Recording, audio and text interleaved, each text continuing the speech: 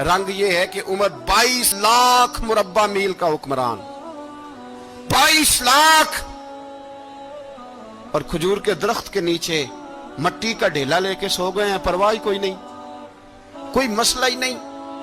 दो गुलाम साथ बैठे तो एक रोटी हजरत उमर ने घर से मंगवाई, थोड़ा सा सिरका, तो गुलाम कहने लगे हमने भी खानी है। फरमाया कोई अर्ज नहीं, रोटी को पेट भर के खाना जरूरी तो नहीं, 3 हिस्सों में बांट लेते। एक आदमी आया हुआ था मिस्र का रहने वाला मिलने के लिए, उसने पूछा उमर किधर है, तो कहा वो उधर जाओ मस्जिद में बैठे होंगे, और वापस आया तो कहने लगा वहां तो 3 गुलाम बैठे हैं, एक रोटी बांट बांट के खा रहे हैं, लगता है कई दिनों से रोटी नहीं मिली। कहा 3 गुलाम तो कोई नहीं, वहां 2 ही थे, तीसरे तो अमीरुल मोमिनीन थे। उसने कहा नहीं नहीं, 3 गुलाम हैं, कपड़े भी एक तरह के पहने हुए, बल्कि 2 के तो फिर सही है, तीसरे के तो ज्यादा माड़े हैं, कपड़े भी एक तरह के, खाना पीना भी एक तरह का, और उनका नशिस्त बर्खास्त भी एक तरह की है, लिहाजा कोई फर्क नहीं। हजरत अबू हुरैरा कहते हैं मैं लेके आया, और जनाब उमर को जब मैंने कच्ची जमीन में तामत समेट बैठे देखा तो मैं रो पड़ा। मैंने उस मिस्र से आने वाले को कहा तू इसके जलवे देख, अगर इसकी जात में इतना हुस्न है तो मोहम्मद अरबी का मकाम क्या होगा। ये मकाम गौर है, मकाम गौर।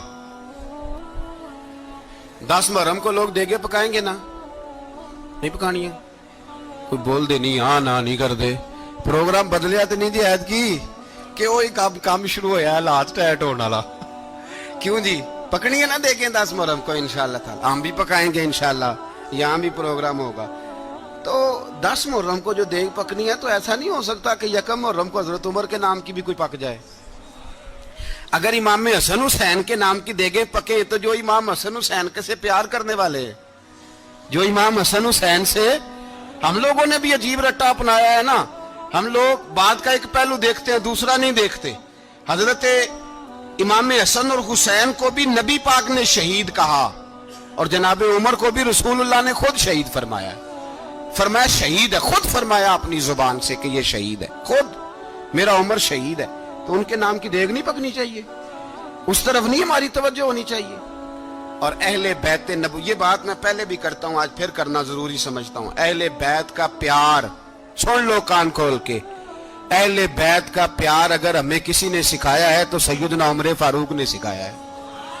अहले बैत नबुव्वत की मोहब्बत अगर किसी ने सिखाई है तो किसने सिखाई है, बोल के बताइए, हजरत उमर ने। अहले बैत का प्यार हमें हजरत उमर ने बोल करके सिखाया है। भाई याद रखे,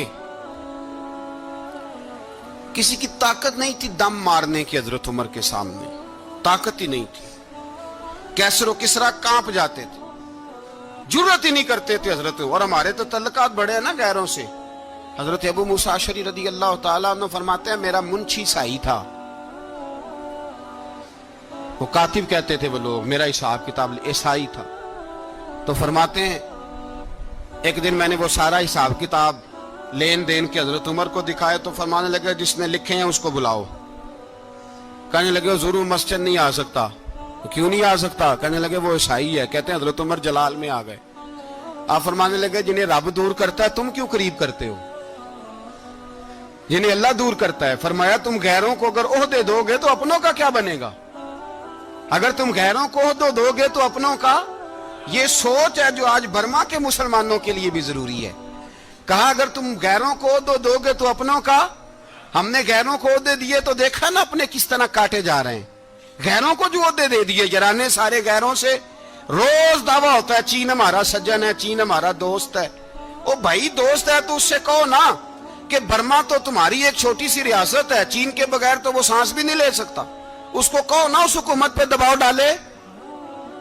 लेकिन हम लोगों ने गैरों को ओहदे दिए तो अपने पिस गए। हजरत उमर कहते थे जिम्मी का हम अदब करेंगे, जिम्मी काफर का हम, ऐसा काफर जो मुसलमान रियासत को कबूल करे, बदअमनी ना फैलाए। एक आदमी को आपने देखा आंखों से नाबीना है और भीख मांग रहा है, तो हजरत उमर को नजर आ गया। फरमाया कौन हो? उसने कहा मैं यहूदी हूं। फरमाया भीख क्यों मांगते हो? कहा जब तक तंदुरुस्त था मुसलमानों को जजिया देता था, बूढ़ा हो गया हूं क्या करूं। हजरत उमर ने घोड़े की पुश्त पे बिठाया, काफिर को घोड़े की पुश्त पे बिठाया और बिठा के मदीने लाए। हजरत अली शेर खुदा वजीर खजाना थे। फरमाया अली इसका वजीफा जारी करो। کہا یہ کون ہے؟ فرمایا یہ یہودی ہے، لیکن یہ ہمیں جزیہ دیتا رہا، بوڑھا ہو گیا بیچارہ، بھیک مانگنے پہ مجبور ہے، ہماری حکومت کے اندر رہتا ہے، اس کا پورا وظیفہ جتنا خرچہ اتنا وظیفہ لگاؤ۔ حضرت علی کہتے ہیں میں وظیفہ لگا رہا تھا اور وہ میرے نبی کا کلمہ پڑھ رہا تھا، وہ رسول اللہ کا کلمہ پڑھ رہا تھا۔ یہ مزاج، یہ نہیں کہ کافر۔ حضرت عمر نے گورنروں کو خط لکھے تھے کہ زبردستی کسی کو مسلمان نہیں کرنا، جہاں ان کی عبادت گاہیں بنی ہو گرانی نہیں، کوئی مندر کوئی گرجا ضائع نہیں کرنا۔ اسلام سب کو جینے کا موقع دیتا ہے، پر بے ایمانو، ظالموں، بدذاتوں، تمہیں یہ کہتا ہے کہ ہم تمہیں جینے کا موقع دیتے، تم بھی مسلمانوں کو جینے کا موقع دو۔ یہ جہاں بستے ہیں، جہاں رہتے ہیں، انہیں وہاں جینے کا موقع دو، انہیں بھی اللہ اکبر کہنے کا موقع دو، انہیں بھی قرآن پڑھنے کا موقع دو، انہیں بھی رسول اللہ پر درود پڑھنے کا موقع دو۔ ہمارے ملک میں عیسائی اپنی مرضی سے کھلے عام تبلیغ کرتے ہیں، یہاں تو چینل چلائے ہیں عیسائیوں نے۔ کسی مذہبی جماعت نے کبھی جلوس نکالا ہے کہ عیسائیوں کا چینل بند کرو؟ بولے نکلا ہے کہ نہیں نکلا؟ کتنے ظلم کی بات ہے۔ ہم جب غیر کو اتنا تحفظ دیتے ہیں، ہم نے دیکھا ہے، مجھے بیسیوں لوگوں نے عید پہ ٹیلی فون کیے کہ عیسائیوں کو قربانی کا گوشت دے لیں، مجبور ہیں جی، دروازے پہ آ گئے ہیں، ہمارے کام کاج کرتے ہیں۔ بیسیوں لوگ، عام آدمی کے دل میں ان کا اتنا جذبہ ہے، وہ مسائل کا بیان کرنا ایک علیحدہ بات، لیکن ہمارے دل کافر کے حق میں بھی نرم ہو جاتے۔ تم کس قدر زیادہ بے ایمان ہو اور کفر کس قدر زیادہ ذلیل ہو گیا ہے کہ مسلمان کے حق میں نرم ہوتا ہی نہیں، اور اس سے بڑے ذلیل وہ ہیں جو ان ذلیلوں کے سپورٹر ہیں۔